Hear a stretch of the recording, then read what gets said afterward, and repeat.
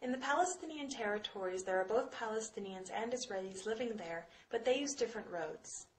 There are Palestinian roads, there are Israeli roads. Palestinian roads tend to be older, often even unusable like the one you see in this photograph. Israeli roads tend to be more modern, constructed by the Israeli government for Israeli citizens living in these territories, and they might be sort of four-lane highways like the one you see in this photograph. Palestinians are not allowed to use the Israeli roads unless they're able to obtain a kind of permit, in which case they might be able to use, say, a certain section of a certain road, but in all other cases, the roads are segregated.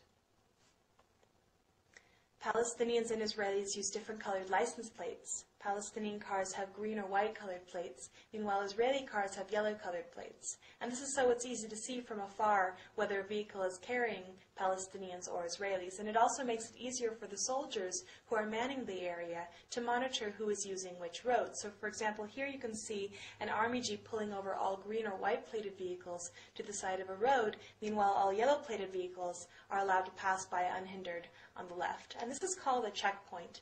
And checkpoints are a major institution in the occupation. They are essentially barriers manned by soldiers or border police that are used to control Palestinian pedestrian or vehicular movement. And the idea behind a checkpoint is more or less what you might experience like at a border crossing, where you go, you stand in line, you show your ID, you answer a couple of questions, maybe open up your bag.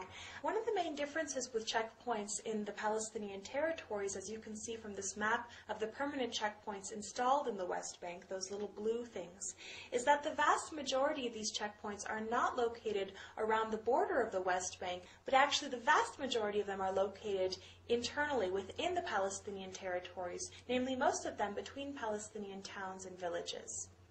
And what this means for a Palestinian person who's living, let's say, just south of Hebron in the south of the West Bank, who wants to travel, 30 miles north to the city of Bethlehem, which is a little bit more towards Jerusalem. So 30 miles. That should take a person under normal circumstances like 30, 40 minutes, maybe an hour tops. Well, it's very likely to take that Palestinian person anywhere from 2 hours to 4 hours to 8 hours to maybe even an entire day to travel just those 30 miles because of the number of times that he or she would be stopped along the way at these checkpoints. And well, this is obviously very frustrating.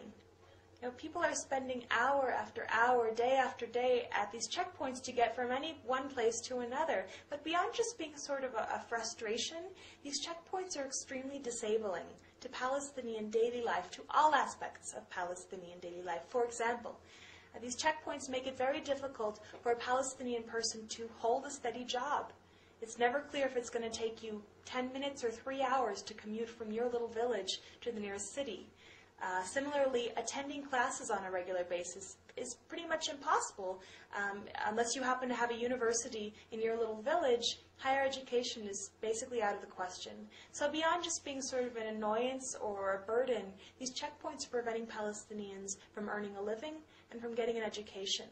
Beyond that, getting to a marriage, a funeral, graduation, going to visit your family, all aspects of daily life are affected. And imagine if you, every time you wanted to go to work or to school or to church or wherever else you were going, that you had to go through a series of checkpoints that held you up for 2-3 hours. How would that affect your life? And maybe that gives you sort of a glimpse of how disabling these checkpoints have become to Palestinians just sort of on a daily basis. This is the checkpoint outside of the city of Nablus. It's called Huwara. And we were there doing checkpoint watch, where we basically document what's happening at these checkpoints. And on this day, the rule was the following. Women were allowed through the checkpoint. Older men were allowed through the checkpoint. And young boys were also allowed through the checkpoint. But any men between the ages of 15 and 40 weren't. Period. It didn't matter where you were coming from. It didn't matter where you were going. It didn't matter who you were. It didn't matter if it was an emergency. If you were Palestinian male, 15 to 40 years of age, you couldn't get home or to work or to school or to the hospital or wherever you were going. And so they gathered here, literally hundreds of Palestinian men in this ditch next to the checkpoint, in hopes that the rule would change at some point.